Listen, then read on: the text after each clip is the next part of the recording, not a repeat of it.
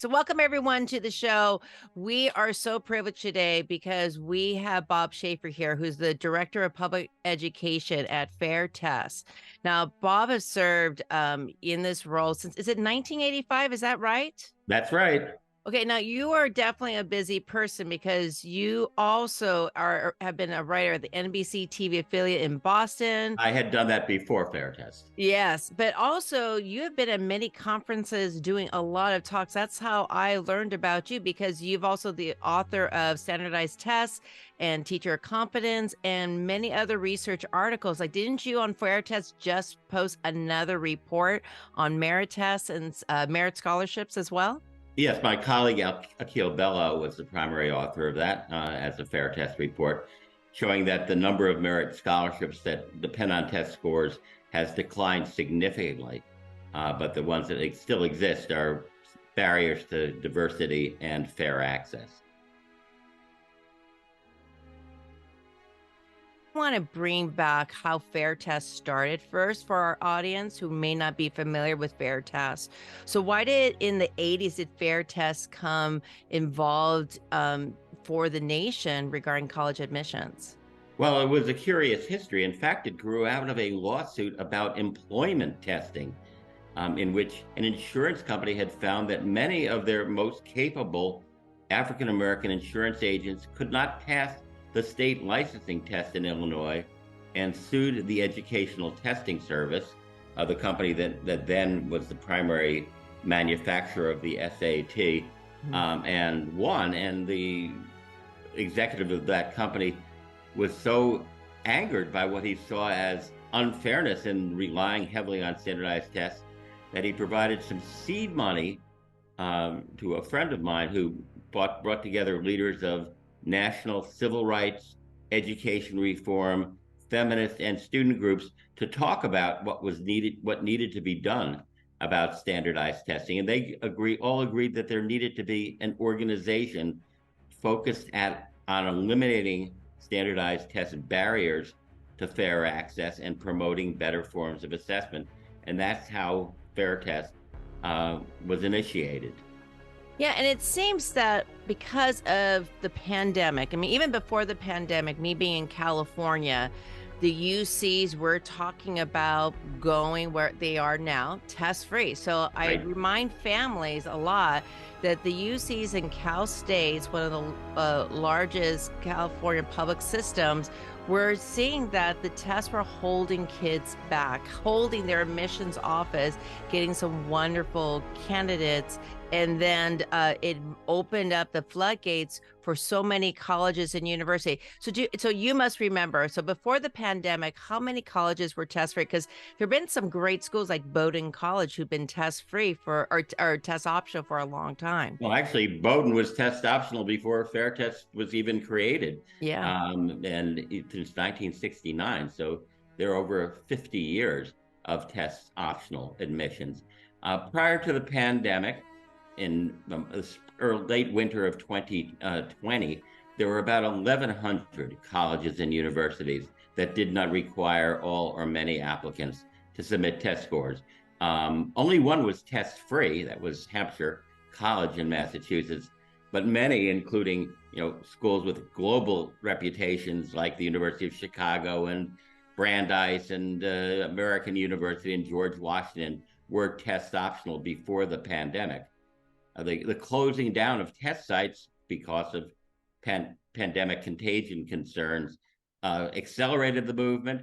And today we're at about 1,920 schools that are not requiring test score. Of that number, about 85 are test free, led by the UC and CSU systems, but with schools in every state, of every type of institution around the country not requiring SAT or ACT scores. Yeah, and for our audience, in case they don't know the difference, because I know we're using a lot of different terms. So, test optional, a student could opt to submit their SAT or ACT. Test free, even if you have a perfect score, they will not view that. But we'll ask a little bit later. But those colleges still will look at AP scores. So, there's a lot of discussion in the higher education and in post and secondary schools about, okay, is this a replacement of the SAT on there? So But now, since we came back and kids haven't had more access to SAT or ACT, one of your schools that you graduate, MIT, walked away from being test optional. And what are your theories about that? Because it's very interesting conversation when I talked to Caltech, right, who didn't jump back into taking tests, but MIT was like, no, for our admissions office, we need this to for admissions. Yeah, a handful of schools, literally about nine, restored test scores after the pandemic. Most of those were Southern universities, which did it for political and ideological reasons. MIT is a unique case. I've spoken to senior admissions folks there at great length, and they say that in their setting, and they don't generalize this, test scores proved useful. They have not published that research for independent review, but no other major colleges, no other super selective colleges, either in the Ivy Leagues or places like Stanford or Johns Hopkins, have followed suit. So for the vast majority of institutions and the overwhelming number of undergraduate applicants, test optional is the new reality, or test free, as in the case of California. As a counselor at a big high school in San Francisco, I also work at a nonprofit working with various students in the public sector. How the stress relief and then the energy and most importantly, the time students are putting in there. Because right now the conversation with some kids is, so should I take the test or not? And I go, what are your talents? What is the thing that you want to spend the time? And I think, all those students that I've worked who have done test prep because they had to, or just take the test just in general, they never felt, oh, that was so fulfilling. Oh, I've learned so much from it. I'm fortunate enough to have four kids, and one of my kids where I'm like, oh, that may help him. And I just saw him for 10 minutes doing test prep. I'm like, you look miserable. Forget that. Just focus on other things that you are great in. But really, that mindset of where do you want to spend your time is so important. And I think that really helps more colleges to find out true talents with kids putting their time on there as well. Well said. And your views are shared by most college counselors. They have seen me. There's lots of problems with the college admissions process, and test optional, test free admissions are not a silver bullet that solve all of them. But it it eliminates one significant barrier and empowers students to decide how they will be evaluated, not arbitrarily requiring how well you fill in bubbles on a 3.5 hour test, or soon how well you do on a computer test, to make that decision. They look at you holistically in all your strengths, not just standardized testing. Yeah, and the interesting thing is we still have a lot of parents who are that generation who had to take the test, so they're like, "No, no, no, no." They're still putting value on the test kids, right? They're still adding that value. But based on your guys' research, you're not even seeing, even in your latest one regarding about merit scholarships, that that's not a huge factor at all. Not anymore. But I mean, social change is a slow process. And for many parents, taking the SAT or ACT was a standard rite of passage during adolescence. If you wanted to go to college, you took the test. And that's no longer true. And it's going to take a little while for the society to adjust to it. But we've seen, the evidence, the majority of students who use the common application are applying test optional. The number of students taking the SAT and ACT, despite vigorous promotion by the test makers, has declined from year to year. And students now know that even if they take it, it doesn't necessarily matter. It's up to them at most institutions whether test scores will be considered in the admissions process. And that takes a huge burden off them and gives them choice in this one aspect of the admissions process. Choice is always so important. So help us understand with all your experience and being so involved in the network on both sides of the table that some schools like Purdue are going to decide like fall 2024 to requiring the test. Mm-hmm. There's more I would say from what I discovered, more public schools using, the test, making it requirement versus test optional, even though, I mean, Purdue numbers, for example, have been amazing. Their applicant pool for early action spiked up. Like, good luck if you're a regular decision last admission cycle. So, what are some of your theories why a few schools are doing that, especially the public institutions? Yeah, I think the fact that they're public, which means that they're controlled not by admissions officers who make their decisions based on data, or college presidents who make their decisions based on mission, but by appointed politicians who make their decisions based on politics and ideology. In each of those cases, conservative leaders in the state government, in the case of Georgia, Tennessee, Florida, and Purdue, which is a public university in Indiana. It has all been politically driven. In Purdue, the faculty moved a motion to go test optional and was ignored by the administration. In Tennessee, University of Tennessee, Knoxville did its own study and concluded that it should be test optional for the next 5 years. Politicians overruled that and said, no, we want to look tough, so we're going to have test scores. Same in Florida, where I live, which never suspended the testing, even during the pandemic. And in Georgia, 3 campuses, Georgia Tech, the University of Georgia, and the State College of Georgia, restored test scores. The remainder of the publics do not require them right now. But in every case, political decisions, not ones based on data, mission, or what's in the best interest of students. No, and then eventually the colleges in our society, because it's unfortunate, because when I have some kids who are adamant, like, and these are students who are high school students taking maybe college courses at the same time being high school. These are hardworking individuals. They were like, "Oh, if this school requires the test, I'm not. I'm going to take them off my list." Right, and so they're losing some great candidates, because there's a lot of messaging that happens to the beautiful teenage mind, and they're becoming wiser that they have, like you mentioned, choices. So that goes into my next question of choices. So a lot of colleges have been saying, hey, we're going to do this study. Stanford's one of the finding out, hey, our test optional kids that came in with no test, and we admitted, how do they do? But I noticed they're waiting on talking about the results after a big decision that's coming up through the Supreme Court. So do you see a parallel connection there with this study of the test optional group at a lot of these prestigious colleges and universities nationwide, and with the decision of the Supreme Court? Yeah, I think there are 2 separate factors which are connecting and overlapping in the decision-making process. Remember that for many of these schools, the first class that was admitted with lots of test optional kids was in the fall of 2021. And so those kids are still in the undergraduate years. If you want to do a meaningful study like those that Bates or Mount Holyoke or Wake Forest did, you want to look at 4-year graduation rates, GPA, graduate school attendance, and whatnot. And you don't have the data for that. But on top of that, the pending Supreme Court decision on race-conscious admissions, the decision on race-conscious admissions, which is likely to come out later this week, right after we talk,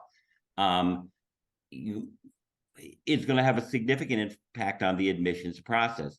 If the court, as expected, limits what can be done in the way of affirmative action or other race-conscious policies, Fair Test is encouraging schools to accelerate their efforts to de-emphasize standardized tests because they are a race-linked factor. Test scores relate very strongly to race, to family income, and to social class.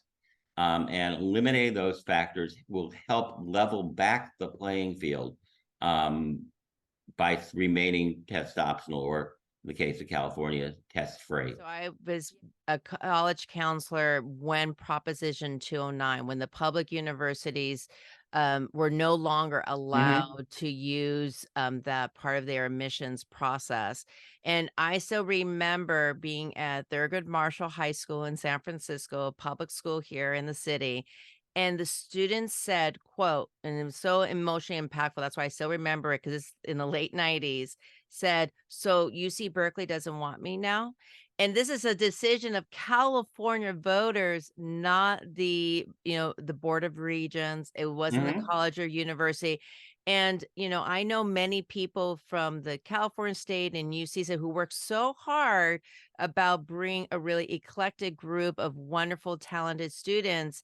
And those numbers pre Proposition 209 have not really changed. And I know we still need some time because, it's only been test free for so long, but that impact has still trickled down in so many ways. Yes, the experience of what happened in California and the handful of other states that banned affirmative action previously is chilling. And many schools are aware that they're going to have to take new actions to level the playing field, and eliminating test score requirements for admissions in something we haven't talked about, financial aid, Yeah. is extremely important to allow kids who with talent to still face an opportunity, to still have an opportunity to attend those schools.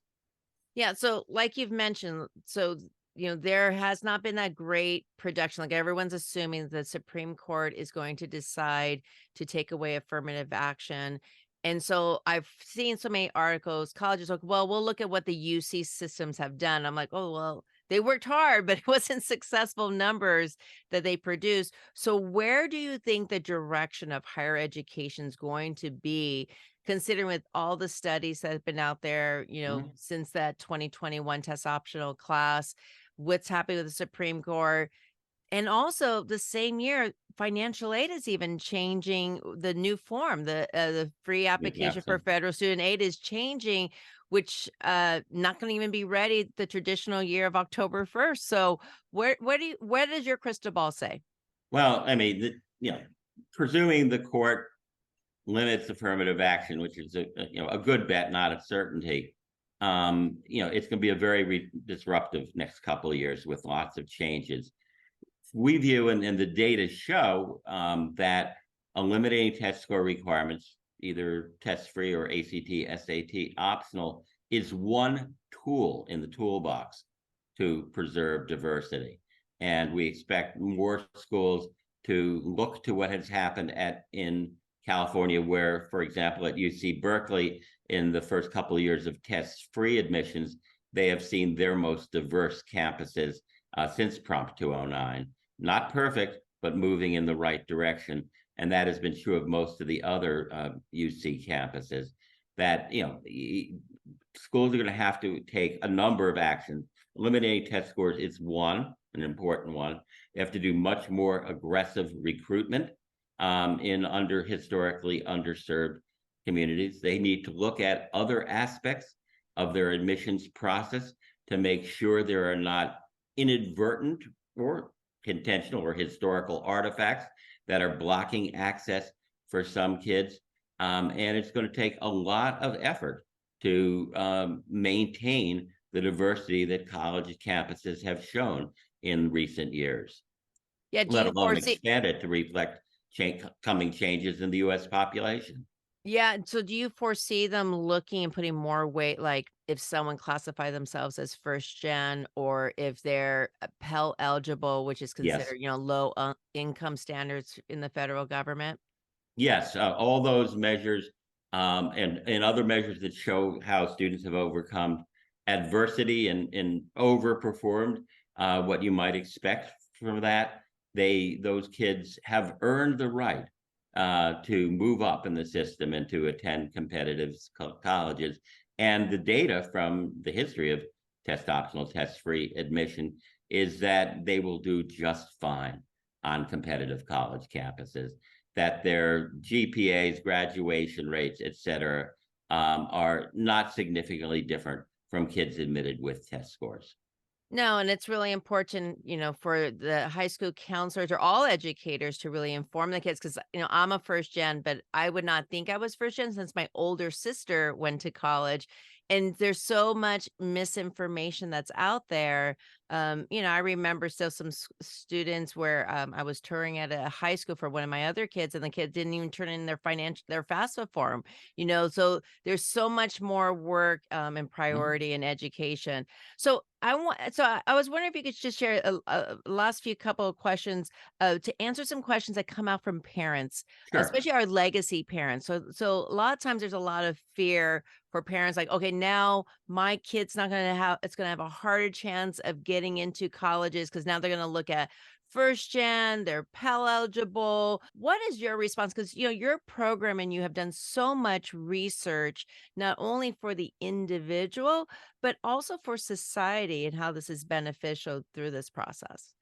Well, I mean, legacy seems to be a historical artifact from the medieval times in which children and historically sons of the wealthy and royalty got a leg up in the process. I mean, that's anti-American and undemocratic. Yes, kids whose parents went to schools would have a particular interest in attending that school, and they should be treated the same as any other kid. But just because someone's parents did not attend college or they're new immigrants, they should be facing a level playing field with all other students. So it's don't have a lot of sympathy for legacy admissions, and many schools, including MIT, have never had legacy admissions, and they do just fine without it. No, and then I think people forget, like, as you mentioned, there was 1,921 schools that were test optional, and there's even more schools than that to choose from. That's one beautiful thing. I tell everyone, you're so lucky in this country because you are defined by your actions. Though you attended a very successful school like MIT, I'm sure you work from other great, brilliant colleagues who've gone to many different colleges. It doesn't have to be just that 10, top 10% Absolutely. admissions. Now, my fellow educators, a lot of them thinking, okay, so now are the college going to put more emphasis on AP exams? Because even the UCs will still honor, any AP scores. What have you been hearing on the sidelines about that? Well, there's a lot of chat about the role of AP in the admissions process, much of it exaggerated.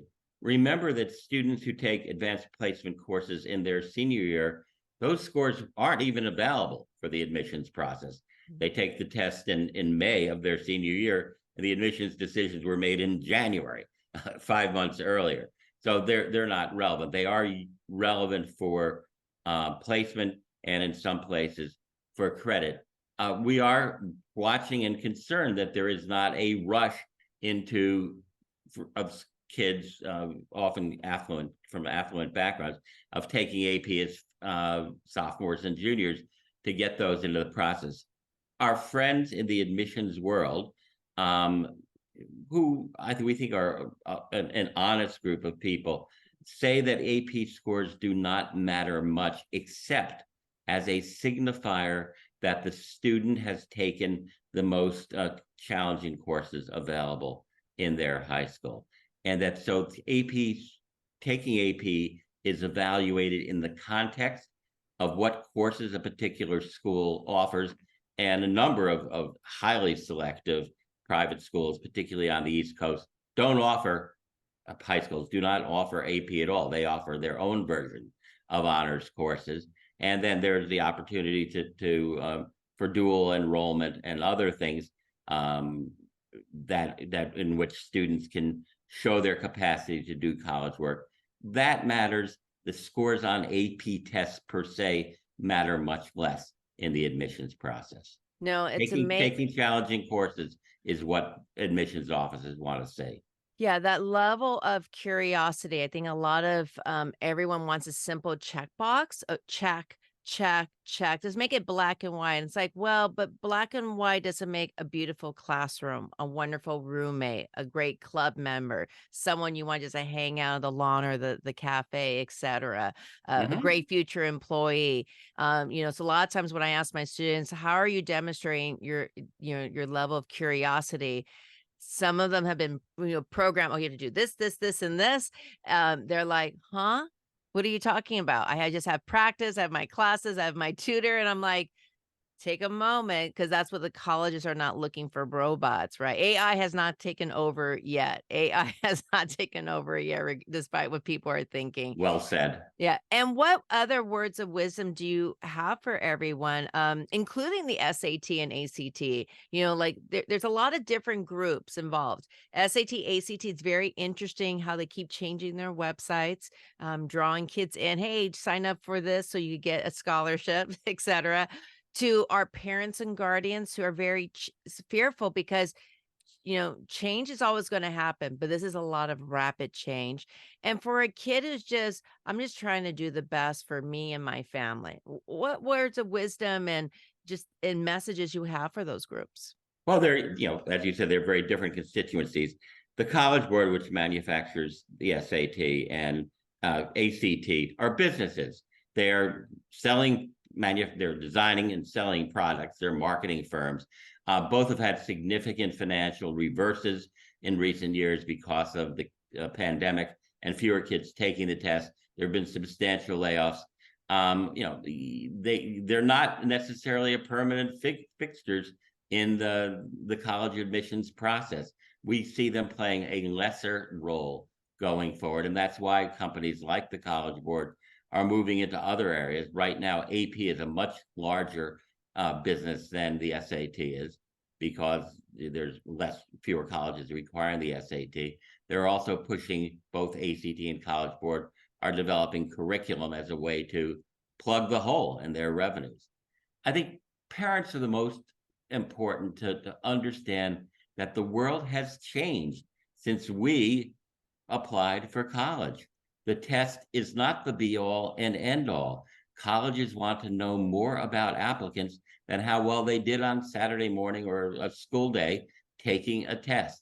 And it's much more important that your daughter or son build a plausible background that shows colleges that they are college ready and interested in learning.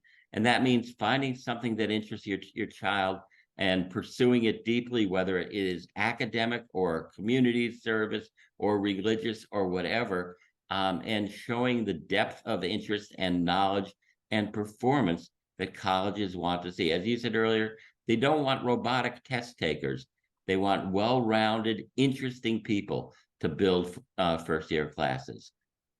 No, and that's so important, for our kids to hear that message from great people like you, especially their parents and Their guardians. parents, yes. Yeah, that's the one. I mean, right, that's the number one most important and biggest, teacher in their lives. Once kids see that curiosity, once that parent or guardian sees that kid light up doing something that they really appreciate, then regardless of what happens to the college admissions, we get a lot happier, in the long run and for our community. But I just want to thank you so much for fighting the good fight for so many years, and opening this door, having such a great website at fairtest.org. Is there anything else you wanted to plug in for our audience as resources for them to use, regardless of what circles they're from? Well, I mean, fairtest.org has lots of information about colleges and the admissions process, particularly the testing aspect of it.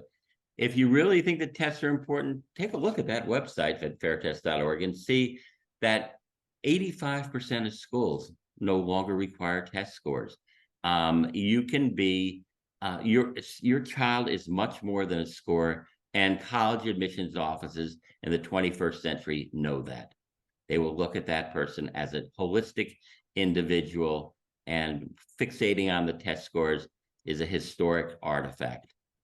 So I bet your crystal ball does say that number's going to still stay high, not only for admissions, but for scholarships, moving forward. Yes, the more schools need to eliminate their test scores for scholarships, and we're working with a number in that direction. And we've already seen more than 1,500 colleges and universities commit to permanent test optional or test-free admission. And the University of California and CSU systems are national leaders in that process. Well, thank you for being so great on there. And then when will the new fall 2024 list come out on your website? Well, our list is updated regularly. Right now, in the underlying database, we have the 2024 information. We'll show it live when the new Common App is released, which is on August 1st.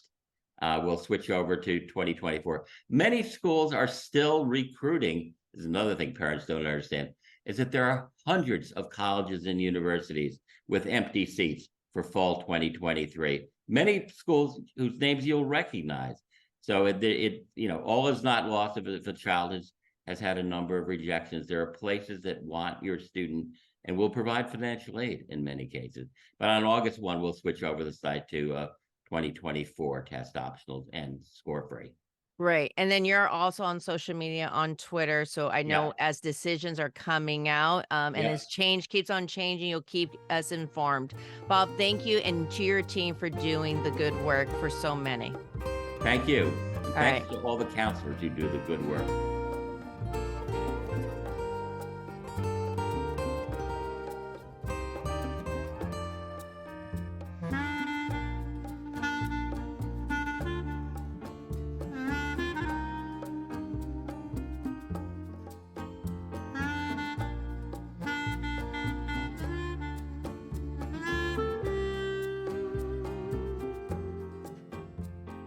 I am not throwing away my shot. I am not throwing away my shot. Hey, yo, I'm just like my country. I'm young, scrappy, and hungry, and I'm not throwing away my shot.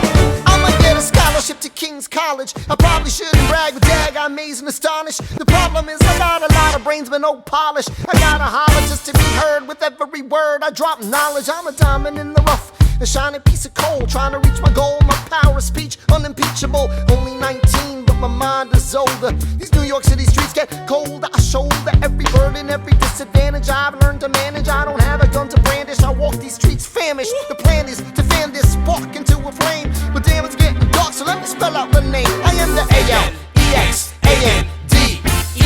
We are meant to be a colony that runs independently. Meanwhile, Britain keeps shitting on us endlessly. Essentially, they tax us relentlessly. Then King George turns around, runs a spending spree. He ain't never gonna set his descendants free. So there will be a revolution in this century. Enter me, he says in parentheses. Don't be shocked when your history book mentions me. I will lay down my life if it sets us free. Eventually, you'll see my ascendancy. And I am not thrown away my shot. I am not throwing away my shot. Hey, yo, I'm just like my country. I'm young, scrappy, and hungry, and I'm not throwing away my shot. I am not throwing away my shot. I am not throwing away my shot. Hey, yo, I'm just like my country. I'm young, scrappy, and hungry, and I'm not throwing away my shot. It's time to take a shot. I dream of life without a monarchy. The unrest in France will lead to anarchy. Anarchy, how you say? Or anarchy.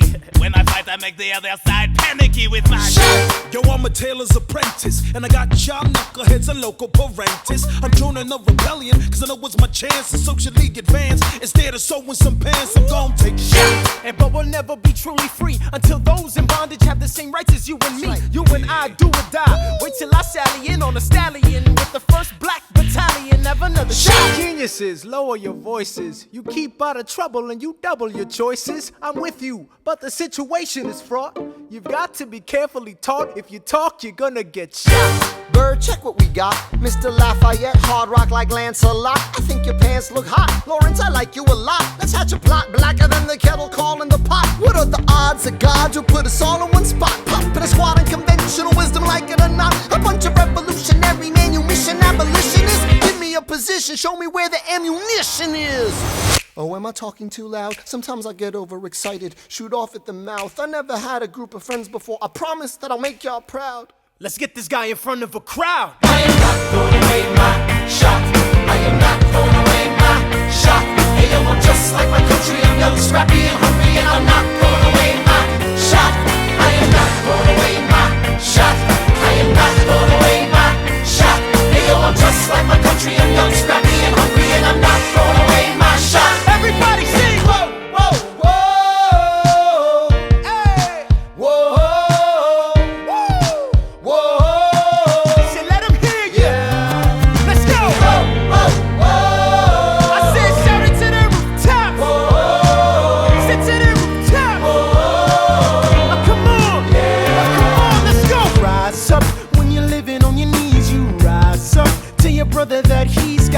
rise up. Tell your sister that she's gotta rise up. When are these colonies gonna rise up? When are these colonies gonna rise up? When are these colonies gonna rise up? When are these colonies gonna rise up? Rise up! I imagine death so much it feels more like a memory. When's it gonna get me? In my sleep, 7 feet ahead of me. If I see it coming, do I run or do I let it be? Is it like a beat without a melody? See, I never thought I'd live past 20. Where I come from, some get half as many. Ask anybody why we living fast and we laugh, reach for a flash. We have to make this moment last. That's plenty. Scratch that. This is not a moment. It's the movement where all the hungriest brothers with something to prove went. Foes oppose us. We take an honest stand. We roll like Moses, claiming our promised land. And if we win our independence, is that a guarantee of freedom for our descendants?